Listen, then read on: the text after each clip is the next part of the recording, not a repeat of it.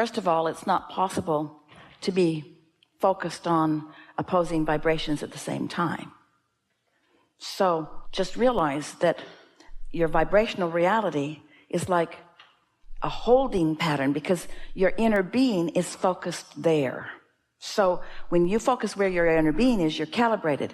So your desire is where your inner being is calibrated. But what you feel is your calibration indicator. If you feel discouraged, that's your indicator that you're calibrating away from what you want. If you feel hopeful, then you're calibrating more in the direction of what you want. If you're feeling really happy, then you're really calibrating in the direction of what you want. Most people are kind of all over the place, happy, discouraged, and so you don't have a real handle on calibration. Usually what's happening is you're letting current circumstances calibrate you. If you're getting something nice from someone that you want, then you calibrate to that. Or if you're not getting what you want, then you calibrate to that. But you want to get control of your calibration. You don't want the circumstances to be what you're calibrating to. You want to calibrate to your true desire. You want to calibrate to what's already created in your vibrational reality. You want to calibrate to the knowing and the perspective, the perception, the opinion that your inner being has about the subject. So your feeling tells you how you're calibrated. And if it's not a good feeling, then you want to gently try to think your way into a different feeling.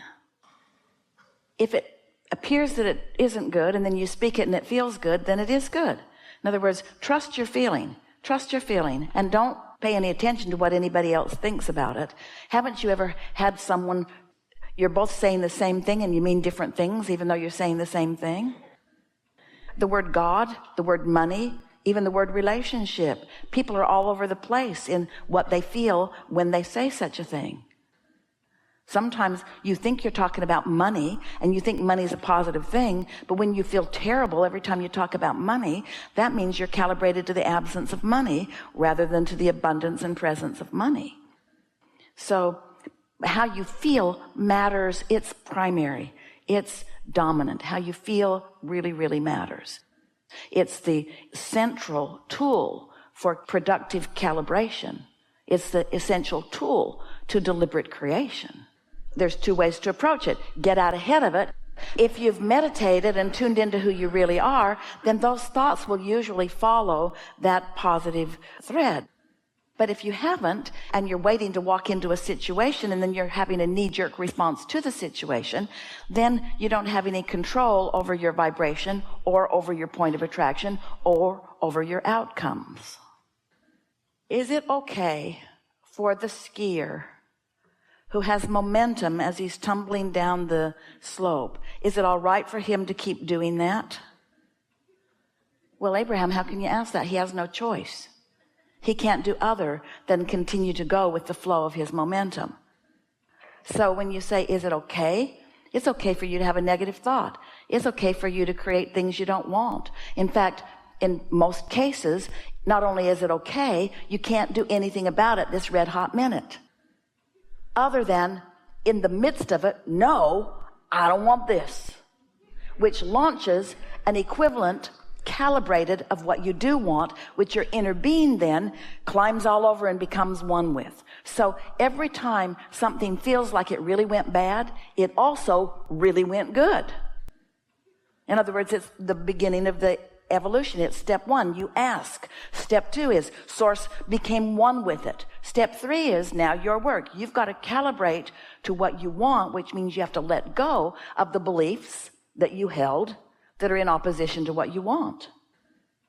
People say, I want a lot of money, but I don't believe I can get it. Or they say, I want a lot of money and I'm willing to work hard for it, but I don't want to work hard for it. And so, but if you say, I know that what I want will come to me and that the universe will find a way to deliver it to me, if I can put at bay or at rest those resistant thoughts that are keeping it from getting into me. Follow? So here's a really good example. So I'm giving love because I'm a lover. It's just how I like best to feel. But I can't control the receptive mode of anybody else. So I'm offering something that's not being received right now. So now you have a choice. You can feel resentful, which means you calibrated to them, or you can just find a way to stay in your love anyway. You love because you're a lover, not because you're trying to control somebody else's experience. And it's so delicious when you're loving someone who is open to your love. That's just the best of all of it. But that's what makes you, as humans, try to calibrate to that. You put emphasis on what they're doing in the equation, which you can't control, instead of emphasis on what you're doing in the equation, which you can control. So if you were writing this or calibrating it, you might want to say things like, I love because I'm a lover, not because that person's letting it in right now. In fact, you know what? Hear this. You are being, in this example, exactly like what you call God is, or what source is, or what inner being is, because source loves whether you let it in or not. So many people don't feel loved, but it's not because they are not being loved. It's because they're not letting it in. And source doesn't say, well, they're not letting it in, let's give this one up. Century after century, we love, they don't let it in, we love, they complain, we love. It's not like that. That pure positive energy continues to be pure positive energy. And you must, if you want to feel good, calibrate to it. So you cannot let your offering of love, your exuding of love, be conditional on someone's receiving it. You're not loving them for an ulterior motive. You're loving them because you love. And it's up to them to let it in or not. But if they don't let it in, that's not any of your business. It's their business. It's not any of your business. And what do you think the best chance of them coming to let your love in is? For you to say, okay, never mind. Or, okay, well, I'm not going to offer it to you because you don't let it in. Or is the best opportunity for them to let it in be for you to consistently offer it? And eventually, as you know, you'll catch them in a weak moment when their resistance is down. And they'll let it in and they'll like it. So the law of attraction says the only way you can let love in is to be calibrated to love. So why does letting it in feel good? Is it because of the love you're letting in, or is it because of the calibration to love that you already are? Ooh. So now you can let everybody else off the hook. It's so much misunderstanding. I need you to do this and this and this and this and this, which is just like saying, stop falling down the hill. Nobody can do that. You got to give everybody a break. Give everybody a break. Give them the benefit of the doubt, and you just calibrate to who you really are. And after a while, you'll just notice that in that continuing calibration, things are just good and gooder and gooder and gooder and gooder for you. Others notice that. And some of them will be jealous and they'll attack you. Why does all the good stuff come to you? Why are they getting my stuff? Why are they getting my stuff? Well, the answer is nobody can get your stuff. The things that I desire, that I have the least resistance to, are the things that happen first. The things that I desire, that I have the most resistance to, are more stubborn. And isn't it logical that the things you want the most, you've been thinking about the longest from the screwiest point of view? Isn't it logical that the things you want the most potentially could have the most resistance attached to them? So the things I want the most, I have the most cleaning up to do about. And here's the other big thing. The thing I want the most, I can't just forget about it because I want it. If I could just forget about it, then I'd get out of the way of it and it could come. But because I want it so much, I'm obsessed with it. So I think about it all the time from a point of belief system that's calibrated in a wonky way. And now I got some work to do, yeah? Perfectly logical, isn't it? So this thing I know I want it the most because I feel the most around it. If you sort of want it, it sort of bothers you if you don't have it. If you really want it, it really bothers you if you don't have it. Those are all those calibration clues, yeah? All right, so how did I get here? How did I get here? How did I not see this coming? How did I let it get so far before I did something about it? So that's the general thread of that thought. So now begin calibrating. Well, I didn't know about calibration then.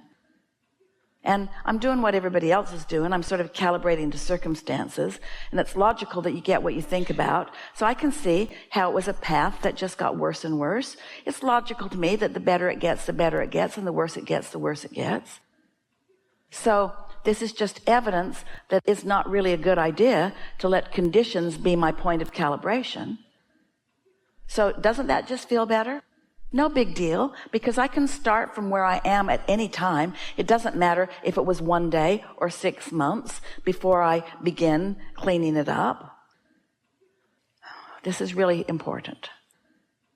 It sounds so simple, but there is a vibrational science or physics behind it. And these things are always true. At your source, you are pure positive energy.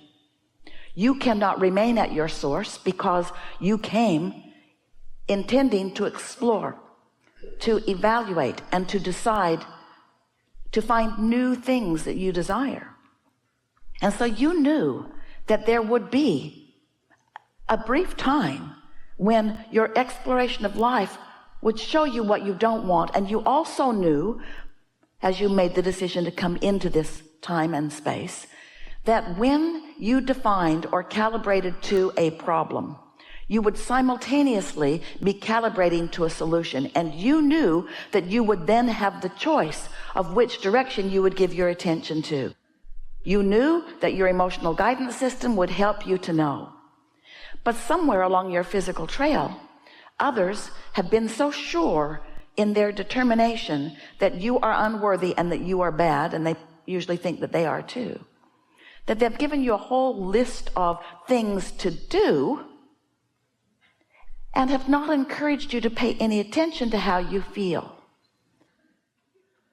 This next sentence we're going to give you is going to be maybe the most meaningful thing you've ever heard on your new path of deciding that you're going to be a calibrator.